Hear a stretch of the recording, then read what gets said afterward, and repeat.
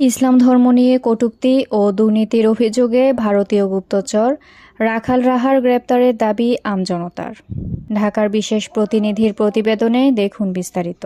ইসলাম ধর্ম নিয়ে কটূক্তি ও পাঠ্যপুস্তকে দুর্নীতি, পাঠ্যপুস্তকে আদিবাসী শব্দ ব্যবহার করে দেশে অস্থিতি পরিবেশ তৈরি করা, পাঠ্যপুস্তকে জাতীয় পতাকার ছবি বইয়ের শেষ পৃষ্ঠায় নিয়ে যাওয়া সহ বিভিন্ন ষড়যন্ত্রে লিপ্ত রাখাল রাহার ওরফে সাজ্জাদুর রহমানের গ্রেপ্তারের দাবি আমজনতার দলের। আজ দুপুর 2টায় জাতীয় প্রেসক্লাবের সামনে সংগঠনটি মানববন্ধনের মাধ্যমে করে। সংগঠনটির সচিব মোহাম্মদ তারেক রহমান বলেন, রাখাল রাহা যে অপরাধগুলো করেছে তার মধ্যে অন্যতম ইসলাম ধর্ম, আল্লাহ ও তাহাজ্জুদ নামাজ নিয়ে কটূক্তি এবং পাঠ্যপুস্তকে আদিবাসী শব্দ ব্যবহার করেছে যা সংবিধানের বহির্ভূত। দেশকে স্থিতিশীল রাখতে অনতিবিলম্বে রাখাল রাহাকে গ্রেফতার করতে হবে। Mahjabin Sadia, news desk, daily news Bangla 24।